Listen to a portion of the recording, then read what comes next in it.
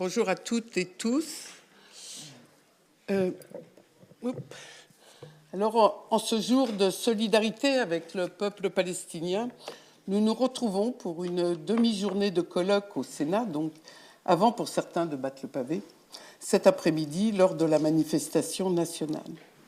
Merci de votre présence matinale. En mai 2024, j'organisais un colloque titré « La France et sa responsabilité dans l'application comme la non-application du droit international en Palestine ».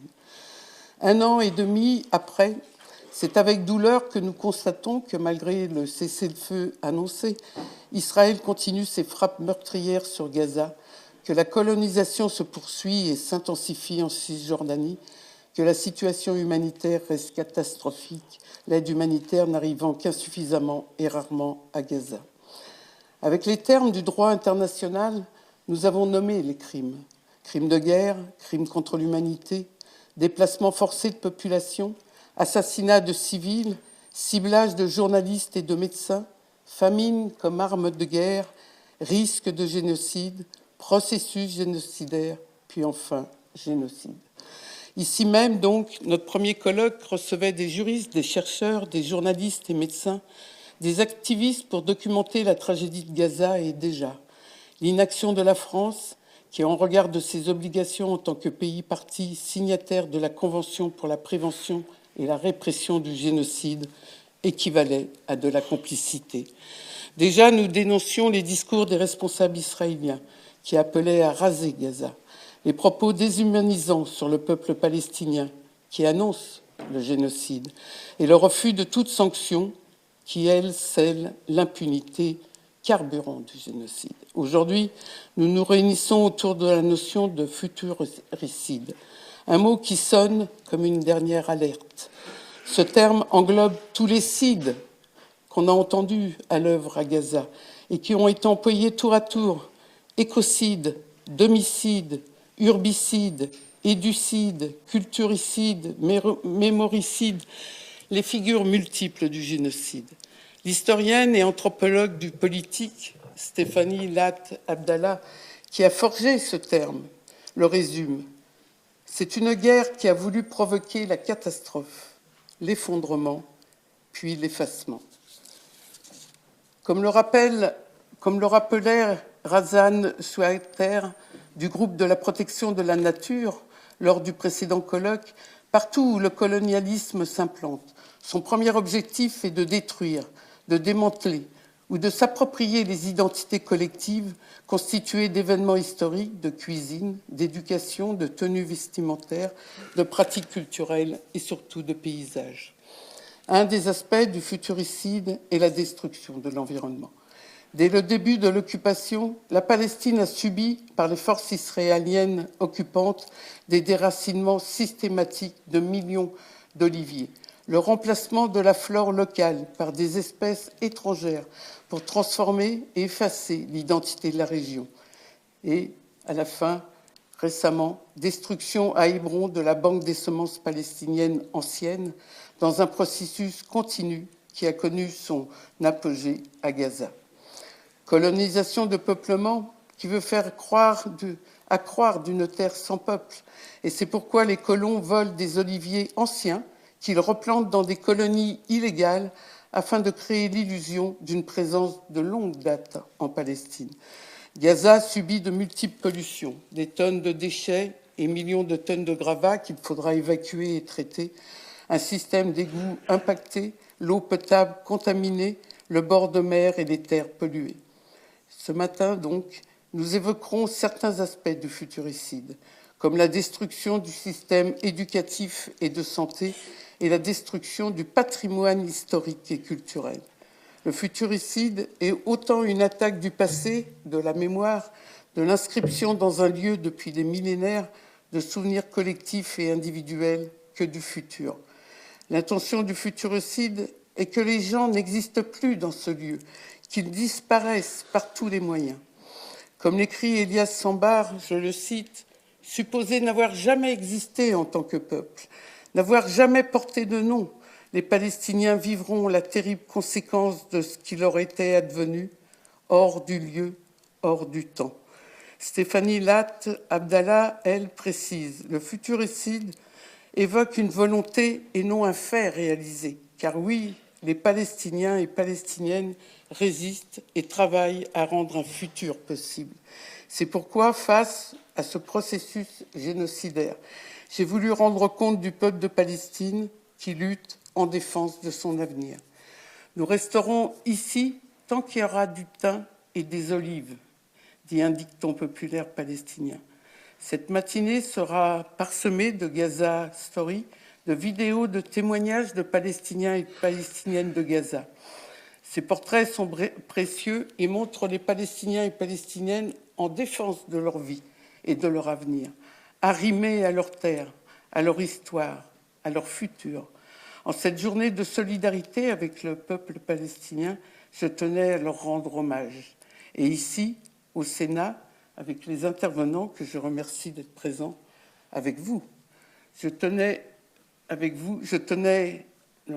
dans cette journée internationale qui leur était dédiée, leur témoigner avec vous, oui, c'est là que je voulais le dire, leur témoigner de notre soutien.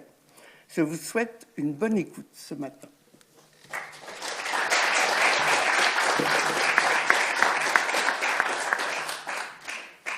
Alors, tout d'abord, nous allons diffuser 2 Gaza Story. Ces 2 vidéos, on va en passer quelques-unes aujourd'hui, mais vous pourrez aller sur Internet en visionner d'autres. Je ne sais plus combien il y en a, mais il y en a beaucoup. C'est des vidéos de portraits de Palestiniens de Gaza. Alors tout d'abord, le photographe du camp. Le premier s'intitule « Le photographe du camp », une vidéo de 13 minutes à propos du témoignage d'un journaliste palestinien qui documente les crimes à Gaza et qui porte secours aux Palestiniens et Palestiniennes. Et le deuxième, Farah, une naissance nouvelle, une vidéo de 9 minutes qui est le portrait d'un Palestinien de Gaza qui raconte la terreur des geôles israéliennes et témoigne des violences physiques, sexuelles, psychologiques en prison. Nous écouterons ensuite Iyad, c'est ça, Alastar, qui a lancé ce projet, justement, des Gaza Story, nous parler de ce projet et de l'importance de documenter les voix palestiniennes à Gaza, de Gaza. Voilà, si on peut lancer.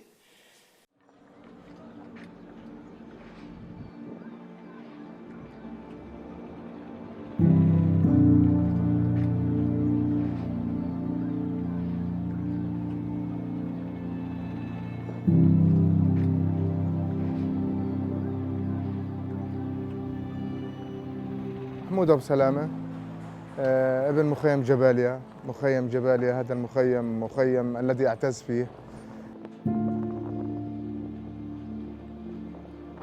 من المخيم وإلى المخيم مصور صحفي حاصل على العديد من الجوائز المحلية والدولية في مجال عملي كمصور. هذا محمود أبو سلامة.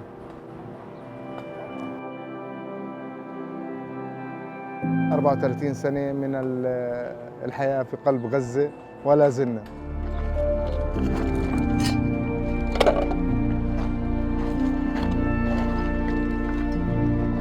حالنا من حال الناس، كوني أعيش في هذا المخيم، اللي بيصير على الناس بيصير علينا، فواجب علينا أنه ننقل المشهد والصورة للعالم بوجع الأمهات، برحيل الشهداء، بفقد الأحباب، بكل هاي التفاصيل اللي احنا عايشينها وما زلنا بنعيشها.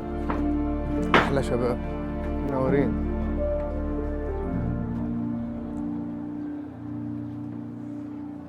بعد هالنكبه فيش نكبه. السلام عليكم. السلام يا محمود، كيف حالكم؟ الله يعوضكم خير.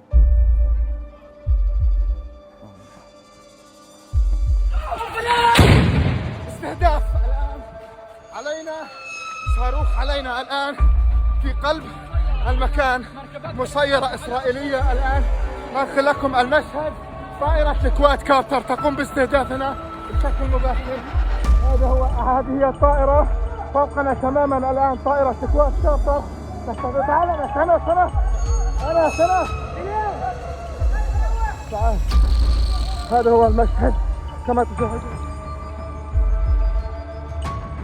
بنقضي يومنا في غزة زي أي حدا بيعيش في غزة، ولكن على وتيرة أشد بسبب يعني شغلنا، لأنه من الحدث بشكل مباشر. يعني الاستهداف الثاني علينا في نفس المكان. يومنا بنقضي بين الموت، بين الركام، بين الدمار، بين الاستهدافات بشكل مباشر علينا، بين انك تكون صحفي وتكون مسعف في نفس الوقت، في احيان يعني في عدم وجود سيارات اسعاف في نفس المكان، لانه بننقل المشهد والصوره في اللحظات الاولى، فبالتالي بنكون عايشين في قلب الاكشن اللي بنعيشه في غزه.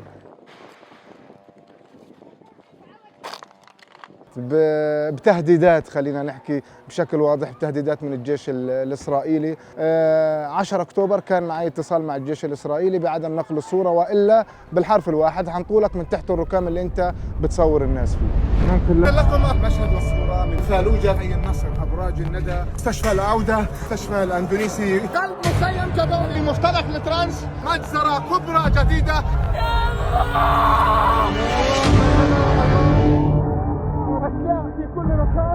كصحفي حرب بنقل المشهد والصورة للعالم، فأنت شهيد، أنت مقطع أشلاء، أنت مبتور الأقدام. وشهدنا مرارا وتكرارا على العديد من الصحفيين زملائنا اللي رحمة الله عليهم فقدناهم، واللي ما زال منهم مصابين، ومنهم من ينتظر اللي زينا، لأنه إحنا مسألة وقت ما بين الصاروخ والقذيفة، ما بين يعني فارق زماني بأن تكون أو لا تكون.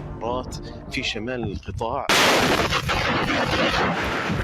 حزام ناري كامل متكامل من 6 صواريخ تم استهدافنا فيه في تل الزعتر، ونجونا بلطف الله. وعادت الكرة قبل أيام وأيام، وأصبنا الصحفي في نظر الجيش الإسرائيلي مش عارف هو إرهابي أو هو قاتل، فلذلك بقتلنا متعمد، لأنه عارف قديش يعني كمية الإجرام والبشاعة في الإجرام، ويتلذذ ويتفنن في قتل الفلسطينيين الأبرياء.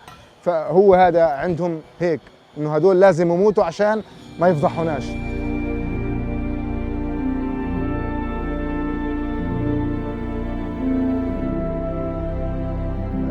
نقل الصورة هو نقل المعاناة، نقل الوجع، نقل الجراح، نقل كل هاي التفاصيل اللي بنعيشها وبتعشعش فينا في داخل مخيم جباليا.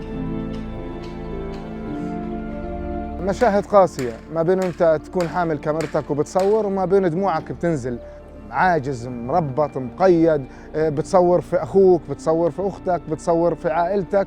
اللي هي أنا في الأحداث كنت بصور في بيت دار عمي، كلهم استشهدوا، وأنا اللي بنقل الصورة، وأنا عارف مين اللي تحت الركام، وعارف الأشخاص بشكل مباشر لأنهم من لحمي ودمي.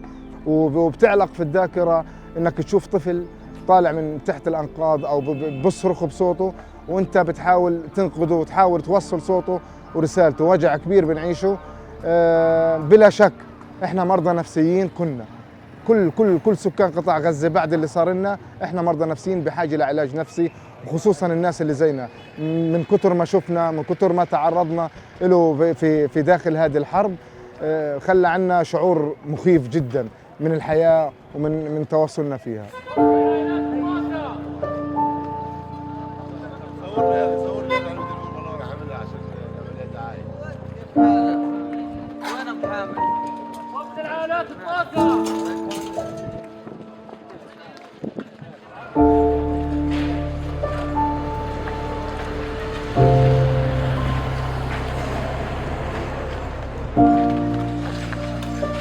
كنا قبل بنصور صور جمالية طبيعية نظهر غزة بجمالها وبطيبة أهلها وبجمال أطفالها الأبرياء. اليوم مع الأسف الشديد بننقل أشلاء لأطفال كنا إحنا بنصورهم هم مبتسمين، بننقل بيوت كانت مسطورة بدفء وحنين إلى ناس تحت الركام إلى يومنا هذا مش قادرين بسبب عدم توفر المعدات والدفاع المدني اللي نقدر ننتشلهم. اليوم بيوت فوق رؤوس ساكنيها أصبح المخيم، ومع ذلك إذا وجد الأمل لا يصعب المستحيل.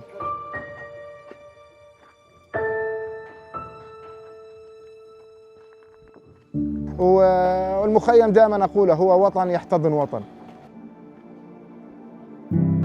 ننقل لكم المشهد والصورة من قلب شوارع وأزقة مخيم جباليا، حيث الدمار الكبير والهائل في الأحياء السكنية. من الأشياء العالقة في الذاكرة في قلب المخيم هي أزقة المخيم. اليوم التفاصيل هاي والأزقة اللي أكبر من عمر الاحتلال مسحها عن بكرة أبيها، حولها إلى صحراء قاحلة، بخلينا موجوعين القلب على المخيم وعلى تفاصيل هذا المخيم وبساطة المخيم. تعالي جنبي، تعالي جنبي. أيوة يلا نعم. انت شوف هذا النص، شوف النص خط على السريع، شوف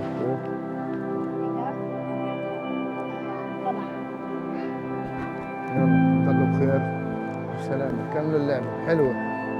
يلا الدافع اللي بخليني اواصل عملي اول اشي هذا الركام اللي قاعدين عليه هو ركام مخيم جباليا للاجئين الفلسطينيين، وانا ابن هذا المخيم وجزء لا يتجزأ من هذا المخيم، فبالتالي واجب علي اني في اشد المحن لهذا المخيم اني اكون متواجد، سواء عشنا متنا فانا ابن المخيم.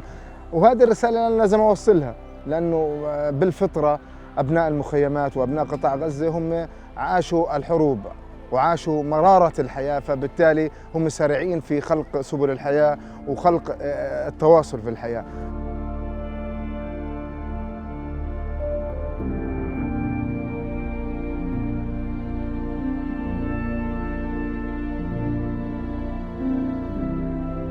مع الناس ومن الناس وإلى الناس ورب الناس، هاي هي، لأنه احنا بنصور وبيتنا ورانا مدمر.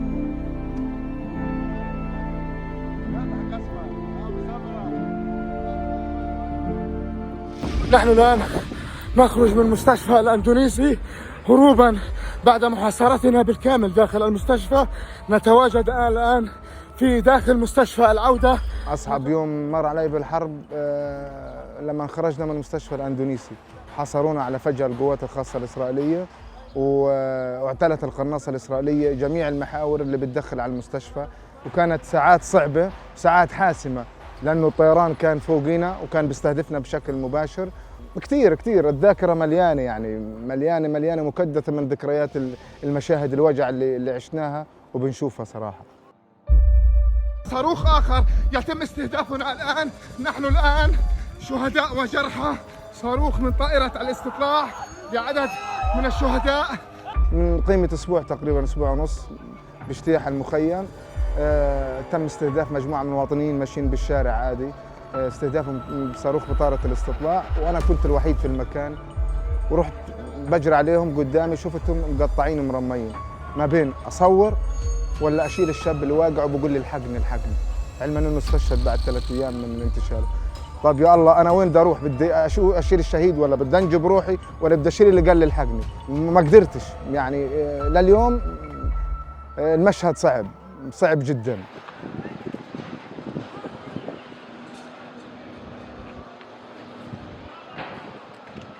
وأنا كصحفي قناعة وقاعدة، العمر واحد والرب واحد. أنا ما كنتش صراحة متوقع أني أكمل 20 يوم من الحرب. اليوم إحنا تجاوزنا 130 يوم 140 يوم من الحرب، وهيني الحمد لله ما زلت بتنفس. ممكن نخلص تصوير مباشر يستهدفونا، ممكن وإحنا بنصور يستهدفونا كمان، فتنتهي حياتك كصحفي ومن ثم كابن مخيم عاش هاي الأحداث.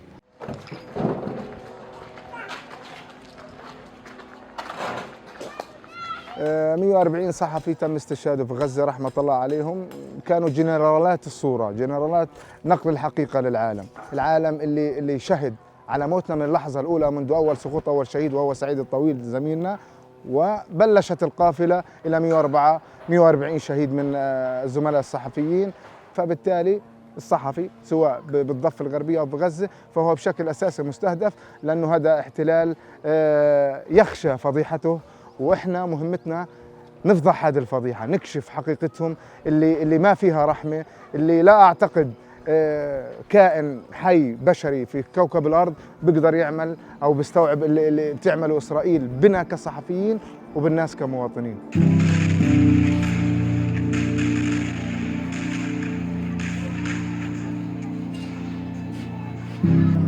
أنا فخور لأني صحفي من غزة، لأنه أعتقد هذه هي الصحافة الحقيقية في كوكب الأرض عامة، لأنه الصحفي بعيش بامتيازات، بعيش بحماية دولية، بحماية نقابة صحفيين، بحماية مؤسسات دولية، لكن الصحفي بغزة هو حاله من حال المواطنين. بنقول بكفي عن جد، لأنه التعب تعب منا، حقيقة التعب تعب منا، والصوت انهد، وعندنا مثل شعبي بقول شوف عيني هد حيلي، وهذا هو شوف عيني زي ما انتم شايفين.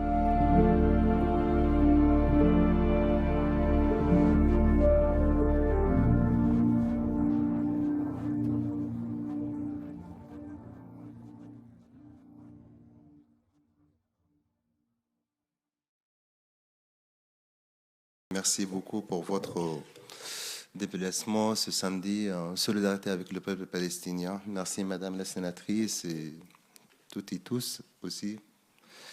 Donc aujourd'hui, le peuple palestinien, comme vous le savez, il subit une situation qu'il n'a jamais connue. Ça n'a pas commencé juste il y a 2 ans. La souffrance, ça date et ça remonte aussi à bientôt 80 ans, depuis 48. Et donc aujourd'hui, nous traversons en Palestine en général, ce n'est pas que à Gaza, une situation très très dramatique avec toutes les agressions des colons israéliens et avec la guerre aujourd'hui à Gaza. Parce que les vécus à Gaza aujourd'hui, c'est pas facile. Parce que là, on parle de toute une ville qui a été rasée, bombardée. Là, peut-être vous voyez juste les premières images. Mais malheureusement, ces images, elles étaient tournées aussi avant la reprise des attaques de l'armée israélienne en mars 2025. Malheureusement, cette trêve n'a pas tenu que 2 mois. Et du coup, voilà, toute la bande de Gaza, elle a été détruite. Et donc, la ville, elle a été rasée. Mais derrière aussi la ville, il y avait beaucoup d'âmes qui étaient aussi, qui ont parti, qui ont été tuées, massacrées par l'armée israélienne. Là, on parle des familles entières qui ont été rasées de l'état civil. Ces familles qui avaient des rêves, des souvenirs, des projets, des espoirs. Et le plus dur, voilà, que toutes ces familles, ils étaient tuées en direct. Parce que vous voyez le massacre, c'est 24 heures sur 24 heures depuis 2 ans. Et on n'a pas réagi malheureusement. Et donc, on parle des familles entières qui ont été rasées. Et déjà les chiffres, parce que comme on considère toujours les Palestiniens comme des chiffres, les chiffres des victimes, ce n'est pas que les chiffres de 60 000 morts qu'on retient. Non, ça a dépassé. Donc c'est déjà doublé, parce qu'on n'a jamais parlé aussi des morts ou des victimes palestiniennes qui ont été tuées d'une façon indirecte. Là, on pense aux patients qui doivent faire du dialyse, par exemple, aux patients qui souffrent de cancer. On n'a pas parlé aussi des personnes handicapées. On n'a pas parlé aussi des orphelins. Il faut penser aujourd'hui, le nombre des orphelins à Gaza, il a dépassé les 200 000 orphelins. Parce qu'en fait, là, ces enfants, ils ont perdu l'un des 2 parents, soit la maman, soit le père. Donc, c'est une situation qu'on n'a jamais connue. Et le plus profond, le plus dur aussi, que le traumatisme qui a touché, qui a impacté 2 500 000 habitants de la bande de Gaza. Parce que chacune parmi ces Palestiniennes et Palestiniens, il a vécu au moins entre 15 et 20 déplacements. Et quand on parle de déplacement, c'est le déchirement total. Ces familles, où est-ce qu'ils vont? Est-ce qu'ils vont dans des lieux sécurisés et sûrs, comme le prétendait l'armée israélienne, comme les grands médias nous vendent cette information qu'il y a dans la bande de Gaza des lieux sûrs? Mais malheureusement, non, les frappes sont permanentes dans la bande de Gaza, nuit à jour, dans toutes les zones dans la bande de Gaza, même sous les tentes. Donc aujourd'hui, j'ai essayé, parce que comme vous le savez, aucun journaliste étranger qui a eu l'autorisation de rentrer dans la bande de Gaza. Même les censures médiatiques, elles présentent Gaza juste comme un chiffre, comme un flash d'infos. Après ça, on bascule, on tourne la page. Pour ça, donc, moi, avec les autres aussi, Palestiniens, des différents secteurs, soit artistes, soit médecins, soit des acteurs de la société civile, chacun a pris sa responsabilité. Et moi, donc, je suis venu avec ce travail pour parler et décrire la vie quotidienne. Parce que, comme je l'ai dit, toujours les Palestiniens considérés comme des chiffres. Mais non, ce sont des Palestiniens, des âmes, des gens normaux comme vous. Il y avait des professeurs, des femmes, des hommes. Il y avait des enfants, des artistes, des comédiens, de tout. Donc voilà, c'est ça ce que j'ai essayé de montrer. Déjà, je reviens juste un petit peu sur Gaza avant la guerre. Il faut savoir que Gaza, c'était une ville magnifique, attachée à la vie malgré le blocus israélien. Le peuple de Gaza, malgré le blocus, il a resté toujours debout. Il a crié de rien sa vie. Et pour ça, j'ai insisté toujours de montrer Gaza avec Gaza Stories. C'est Gaza autrement, pour concentrer toujours sur le portrait positif dans cette ville. Il y avait de l'art, de la patrimoine, il y avait de l'éducation, il y avait des artistes, il y avait des visages, il y avait des artisanats, il y avait de tout. Et certains parmi vous, et là je rappelle, j'ai une amie là qui s'appelle Véronique, elle était récemment à Gaza, juste en 2023 ou 2022, et elle a visité son camp de réfugiés que vous venez de voir, le camp de Jabalia. Elle était dedans, elle a resté 50 jours dans la bande de Gaza. Et là, elle a rencontré le peuple. Et peut-être certains parmi vous, tant journalistes, ou militants, ou sénateurs, sénatrices, ils sont allés en Cisjordanie, ils ont vécu, ils ont vu comment le peuple palestinien, il pense, comment le peuple palestinien, il est attaché à la vie. Et pour ça, j'ai insisté de montrer Gaza comme je le vois. Parce que malheureusement, il y a toujours un manque de l'information. On ne traite que la question politique, l'occupation israélienne, les bombardements, mais on n'a jamais parlé de la vie des Palestiniens et Palestiniennes, comment ils vivent, comment ils vont à l'école, etc. Et pour ça, au moins, là, on voit Gaza avant octobre 2023. On voit cette ville, comment c'était.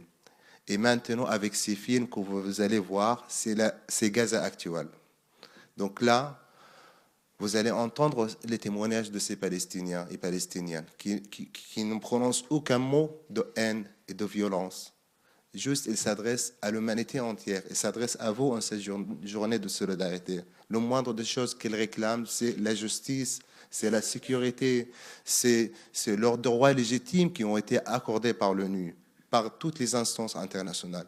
Donc aujourd'hui, l'objectif, on vous montre ces films, pour aussi, c'est pas imposer, mais en fait, c'est d'informer, c'est de parler aussi du narratif palestinien, parce que malheureusement, aujourd'hui, la guerre, ce n'est pas qu'une guerre militaire, non, c'est aussi guerre de narratif.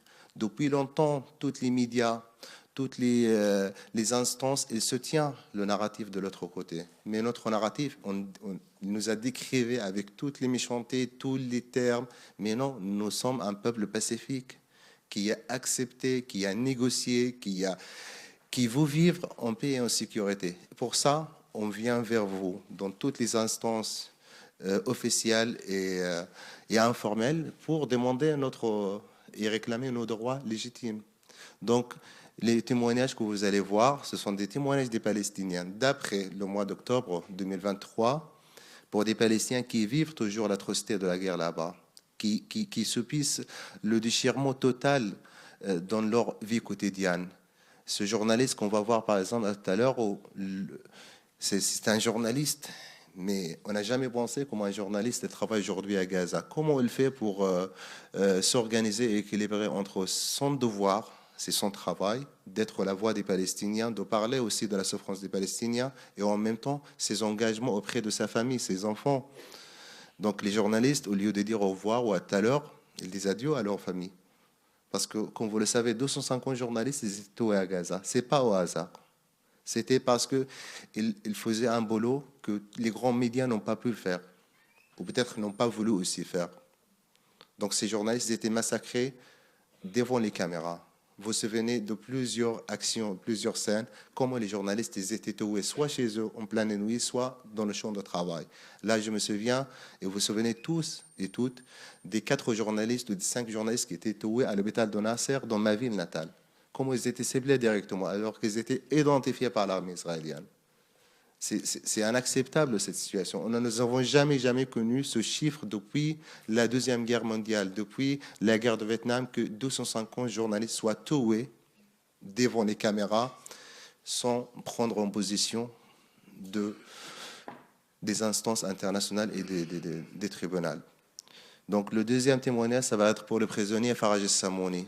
Donc la famille Samouni se trouve à l'est de la ville de Gaza. Cette famille, elle a subi déjà en 2008-2009 l'horreur. Elle était massacrée. Donc ce jeune, il était enfant déjà en 2008 et 2009. Et là, c'est son tour. Donc, elle a grandi. Et là, elle était arrêtée par l'armée israélienne. Elle a vécu le torture psychologique avant le torture aussi physique. Un prisonnier aujourd'hui, quand il sort de prison, c'est difficile, voilà, d'imaginer sa vie. Comment il va continuer à vivre. Donc, on va entendre son témoignage. Mais aujourd'hui, on voit aussi les corps des Palestiniens remis par l'armée israélienne. Moi, je travaille maintenant sur un documentaire sur ce sujet. Les corps des Palestiniens rendus par l'armée israélienne. Mais malheureusement, les images, ils sont choquantes. Nous n'avons jamais vu un corps comme ça déformé, torturé, découpé. Même les organes, ils étaient volés de ces prisonniers palestiniens. Normalement, même s'ils étaient des combattants, il y a une loi qui oblige l'occupation accordée entre les pays pour respecter aussi ces gens. Mais malheureusement, nous sommes devant un gouvernement, un État qui prétend la droite, qui est considéré aussi le seul pays démocratique dans la région. Mais malheureusement, on voit que de barbarie. Et pour ça, donc, on vient vers vous aujourd'hui pour que vous voyez, pour vous entendre. Malgré, dans ces films, il n'y a même pas un mot de haine, mais en fait, ces Palestiniens, ils s'adressent à vous, avec leur visage, avec leur témoignage. أنا الأسير فرج عطية حلمي السموني ببلغ من العمر 39 عام. تم أسري في منطقة السموني اللي هو الحاجز اللي بسموه حاجز الموت أو حاجز الهلاك، اللي كانوا يقولوا لنا عنه الممر الآمن، اللي أقيم على منازلنا. طبعا المجزرة اللي صارت في 2008-2009 كانت برضو فينا، أنا كنت مصاب فيها والوالدة كانت مصابة وأبويا استشهد فيها وأخويا استشهد فيها وعمامي استشهدوا فيها وولاد عمامي.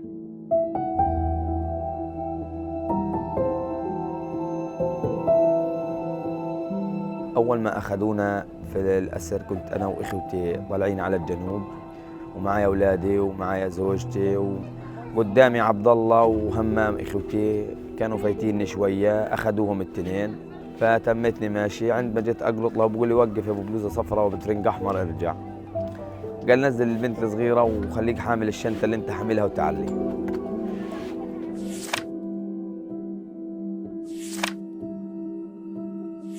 بيبدأ يحقق معك، بربط ايديك طبعا ورا ظهرك وبغمى عينيك، بياخدك على تحقيق سريع هيك وقتي 5 دقائق ربع ساعة. طبعا انت عاري كامل، فيش اللي انت لابس بس الكلوت او البوكسر. بيسألك وين في حماس وين في مش عارف ايش. اثناء التحقيق بجيب البارودة بطخ 3 اطلاق، واحد بصرخ بقول لك يلا خلص هذا قتلنا هذا غيره للتحقيق. بجيبك بقعدك يلا بدك تعترف ولا بدكش تحكي. جاب طلق هيك حطه في ودني بتاع البارود لم 16 ولا مش عارف ايش بيقولوا له هذا، حطه في ودني وصار يزق فيه هيك في ايده لما خلى الدم يصير ينزل من ودني. فلقاني على الفاضي بعرفش حاجه ومانيش دعوه في اشي، فراح اخذني رماني على كوم حصمه ومعايا كثير من الاسرى. لقيت اخوتي التنين موجودين كمان، فاجت اللي هي الناقله اللي بنقولونا عليها زي المجنزرة، حملونا فيها بيقعدونا في قلبها بالطريقة هذه. بتقعد زي هيك بتفتح رجليك، طبعا انت عريان وايديك مكلبشين ورا ظهرك وعينيك مغميين، بتقعد على ظهرك زي تركز ظهرك على الحديد. بتفتح رجليك، بجيب الثاني بيقعدوا في حضنك هان ورجليك هدول بحطهم ايش في حضنه من قدام. طريقة يعني مؤلمة جدا. وتموا طالعين فينا على الباركسات اللي هم تاعين سيدي المان. לוקחים את המחבל, הנה הם כאן בפינת המתקן. قعدنا 18 يوم، كانوا أبشع 18 يوم في حياتي. شباب كانوا ياخذوهم، يرجع الشاب من وراء كله دم. ايش يقول لي مثلا حطوا العصايه مثلا في المكان الحساس، خلوا الكلب، مش عارف ايش اللي هو اغتصاب جنسي والحاجات هذه بدي احكي للعالم، بحكي للعالم كله، لكل انسان بقول حقوق الانسان. اذا بيعرفوا حقوق الانسان فعلا يروحوا يشوفوا السجون والمساجين اللي بيصير فيهم من تحرشات ومن اغتصابات جنسيه. يا الله. الله لا يعيدها من أيام. بأمانة حاجات مؤلمة جدا.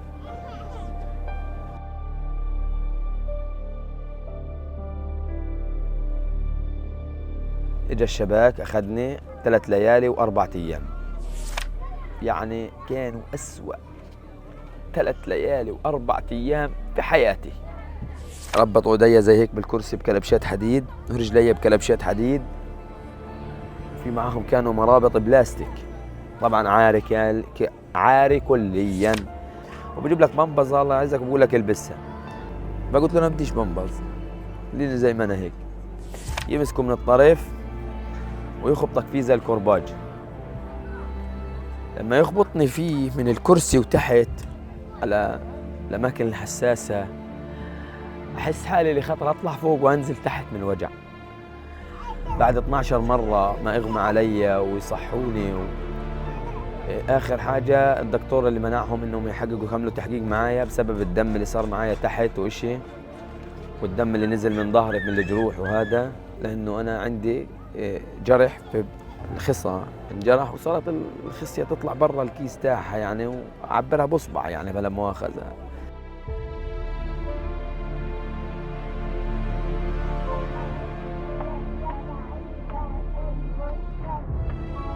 نقلوني على النقب، واحنا رايحين طبعا ساعد ما بنقلوك على النقب ابشع انواع العذاب، بتاكل قتله ما فيش زيها. في النقب النخش بتاع النقب بقول لك اهلا وسهلا بك في الجحيم. في شباب حرقوهم حرق، ميه سخنه يديروا عليها. وبدت معاناتنا في سجن النقب. المعاناه تاعت سجن النقب الجوع، الذل، الاهانه، ممنوع تطلب العلاج، فيش ميه كل 12 ساعه. السجن مش زي الخيمه. شوف قد ما كان الخيمه بسيئها بعطلها بمنيحها نقطه في بحر بالنسبه للسجن.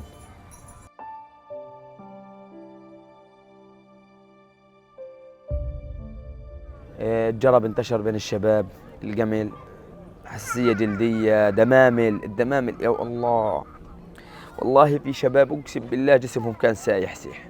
حتى البندوره اللي كانت تجينا ونقسمها ل6 انفار، لما بنقسمها في المعلقه نشرحها نحط صحن تحتيها عشان الميه ما تروحش على الفاضي. الميه ندهن منها جسم الشباب اللي فيها الدمامل، نستخدمها كدوعه. رغيف الليخم ل3 انفار لطول اليوم، يعني فطور وغداء وعشاء ل3 زلام، بس حمام لل150 نفر على الدور.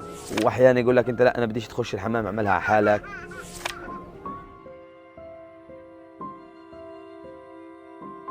السجن فكره كتير. يعني لما جابوا لي صورة الوالدة وهي مستشهدة ومقصوصة نصين، وجابوا لي صور لأخوتي كمان انهم مستشهدين، وقالوا لي اخذنا زوجتك وعملنا وسوينا ومش عارف ايش في اثناء التحقيق. قسما بالله يعني انا يمكن ربنا ثبتني الحمد لله، صبرت واستحملت واحتسبت عند ربي. في شباب معايا كانوا في السجن والله فقدوا عقلهم من الحاجات هذه. احنا في زي اللي بيقولوها الداخل مفقود والخارج مولود.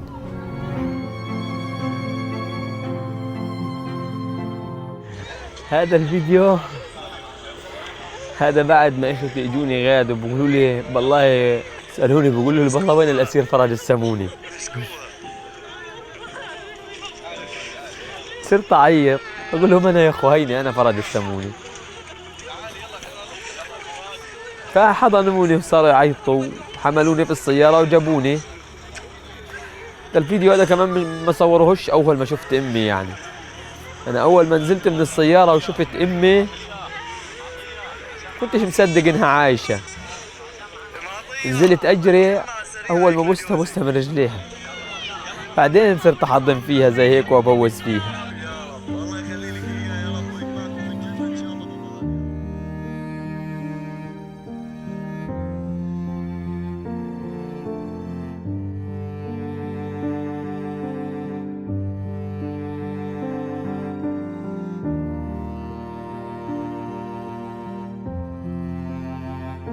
يعني معظم الوقت زوجتي بتصحى بتقول لي ابن الحلال مين حسين؟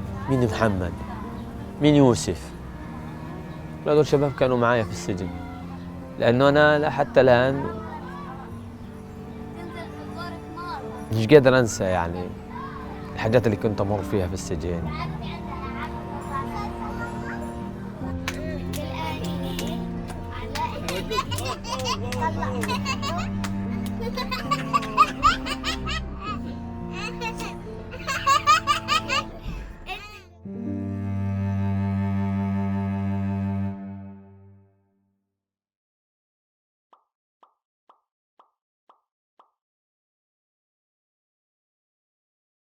On va prendre quand même quelques minutes si la salle veut parler un peu à Iyad,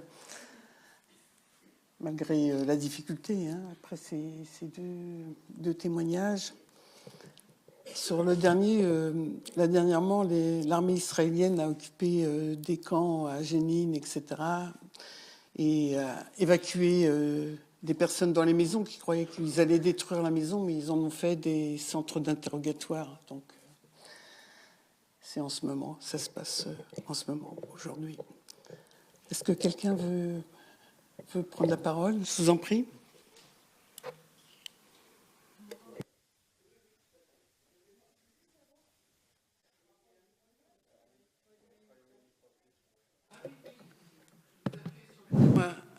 Ouais, voilà, c'est bon, merci.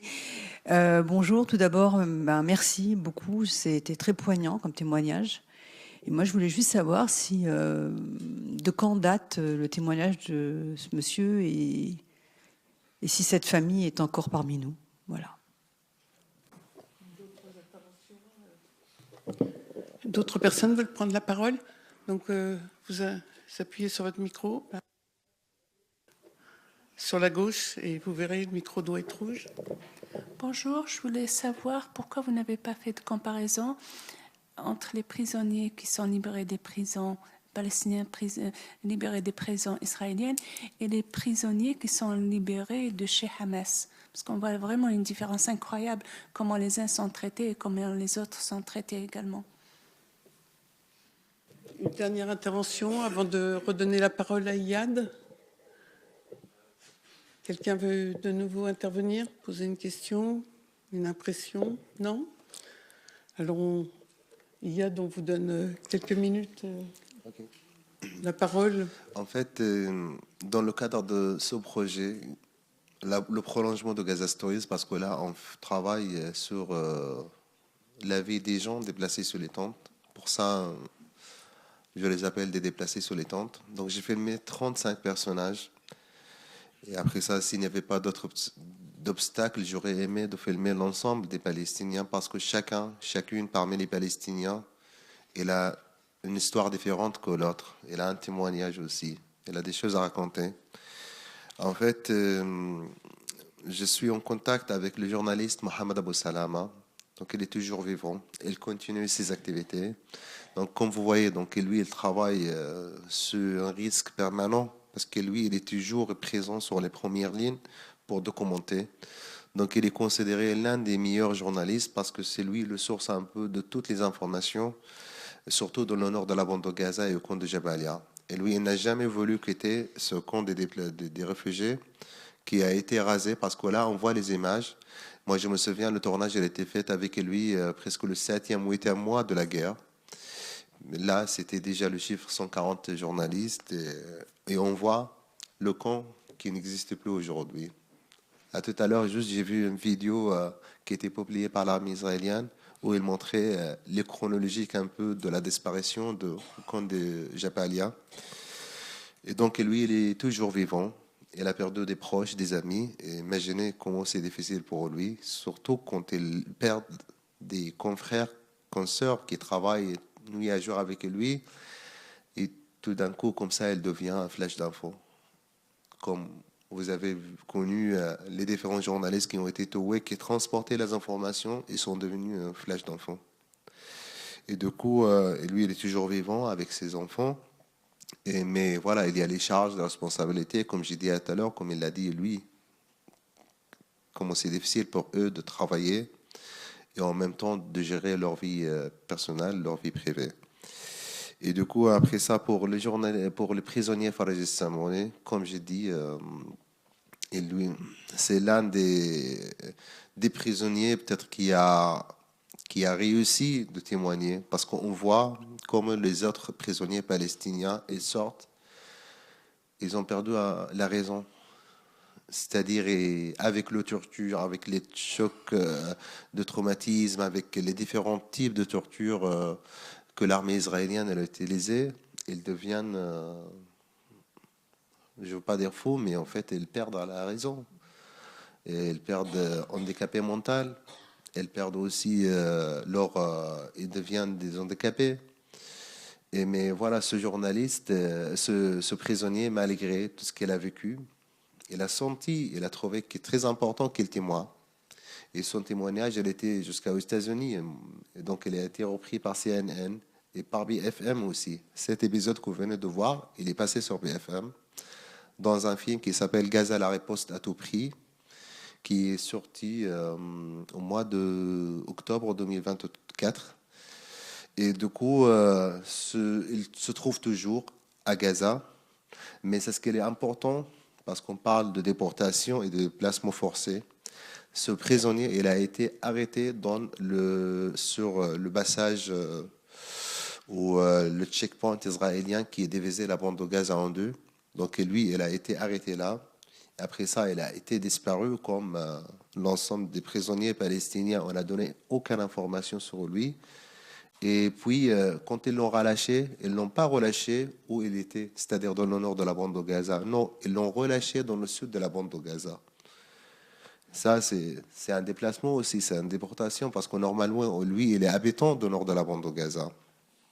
Et après ça, il a retourné quand il y a eu l'accord de cessez-le-feu au mois de janvier 2025, et comme l'ensemble des Palestiniens, et il est toujours là-bas avec sa famille. Mais il faut savoir qu'aujourd'hui, quand on parle de toutes les zones de la frontière, c'est-à-dire le nord, le sud et l'est de la bande de Gaza, parce qu'il y a 53% de la bande de Gaza qui est occupée aujourd'hui, donc lui, il vient de cette région, donc il est de nouveau déplacé. Il est déplacé à Gaza City, donc dans cette petite territoire qui est sous les tentes avec des conditions peut-être moins pires qu'il a vécu en prison, mais c'est leur vécu. Mais quand on parle, peut-être lui, il a de la chance de sortir vivant. Mais aujourd'hui, on arrête des Palestiniens sur les checkpoints. On arrête des Palestiniens qui sont affamés, qui vont vers l'organisation américaine qui est considérée comme un piège pour les Palestiniens, qui a démissionné avant-hier après avoir fait son boulot. Et il faut savoir voilà, que cette organisation américaine, elle est accusée de la mort d'au moins 4000 Palestiniens qui ont été tués lors de la recherche de la nourriture. Donc, il y en a des Palestiniens qui se font arrêter là-bas. Donc, on n'a aucune trace ni information jusqu'à maintenant. Toutes les organisations de droits de l'homme qui doivent s'occuper de ce dossier, de donner des informations ou demander des informations auprès des autorités israéliennes, elles n'ont jamais réussi. Parce que là, je suis sur l'enquête de ce sujet avec des journalistes. On n'arrive même pas à avoir des informations sur ces Palestiniens disparus. Pour ça, donc, ça va être un dossier très lourd pour nous, les Palestiniens, dans le futur, parce qu'en fait, il y en a jusqu'à maintenant 15 000 disparus dans la bande de Gaza. Ces 15 000 disparus sous les décombres qu'on n'a pas enlevés depuis 2 ans, parce qu'en fait, il n'y a pas de matériel, et tout simplement, Israël a interdit l'entrée des grandes machines pour enlever la destruction, où il y a des familles entières qui ont été enterrées sous les décombres.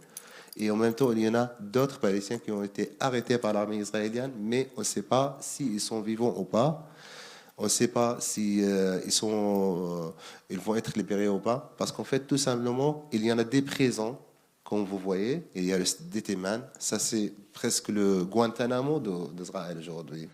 C'est la fameuse prison américaine qui était au Irak, où on perd des êtres humains là.